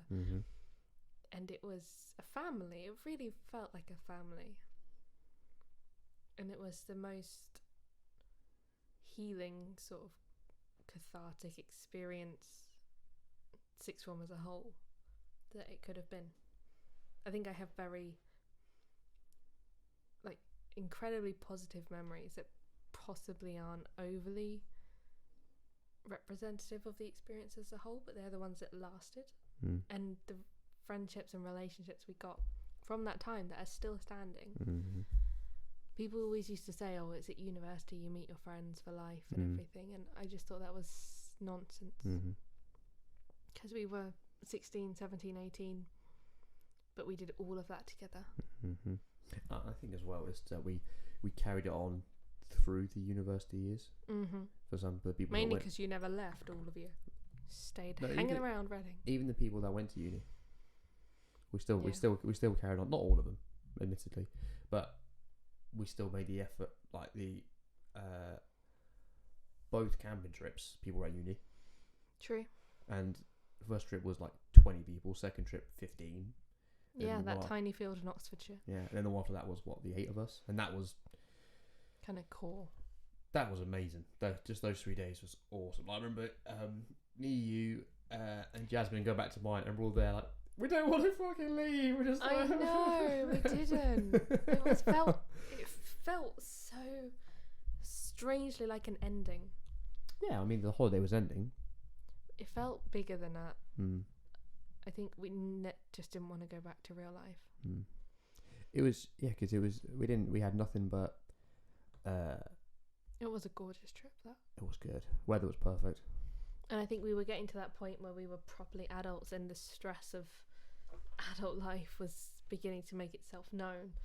And we just wanted to hang on to those few days of feeling like teenagers again. I think there's that, and there's also the fact that we actually appreciated it. Whereas the previous 2 times we did it because it was a laugh, and it was just, we saw ourselves. Like I remember I went away for a week, did that, and then we had something else the week after. So it's like, it's just number 2 out of the 3 that we're doing, as opposed to that where it's like, we don't get a choice. We don't see each other otherwise. Dangerous. I'm a good host. Yeah, we should do another camping trip. That was the last one we had. So 17, yeah. So that really was an ending. We knew it at the time somehow. I know. We sensed it. We're some prescience. Well, me and Joe we were going to do one this year, but obviously we got locked into our own fucking houses, so you know. Coronavirus for the win. For sure. Well, that puts us at an hour and 47 minutes. Has it been that long? Yeah, it says on my phone, yeah. Amazing. So this is a bit like a normal chat. We do get pulled into these topics, these very deep topics, without realising it. Yeah. Well, here's the thing. For anyone who doesn't know, anyone just listening or just watching, this is just a normal conversation for us. This is nothing new. Definitely. This is nothing... We haven't like prepped for this or anything. Like there's no talking points. This is just how we talk. I came round for dinner, and this happened. How give me a review out of 5 for dinner. For dinner, I helped. Fine, give yourself a review for dinner. For a joint review, it was an excellent dinner. Yeah. We had a stir fry. That's it was not delicious. 5. What are you doing? I'm just saying, excellent. Fine. 5 stars. I'm saying there you go. Well done.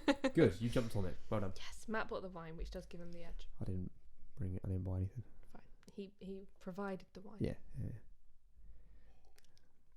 He kept my glass topped up. And me. He's a good host. Yeah, it's got to be done. Awesome. Knows his audience. Any parting comments? Nothing, except this is a lot easier than I thought it would be. It's fun. And I know we're going to continue the conversation once the microphone's turned off. Oh. Well, I mean, we can keep it going if you want, because I mean, as you say, I don't really notice it anymore, to be honest. I mean, I kind of need the loo, so I think we should wrap it up. Yeah, cool. But, all right. It is fascinating. Cool. Well, thank you very much, everyone. We'll see you on the next one.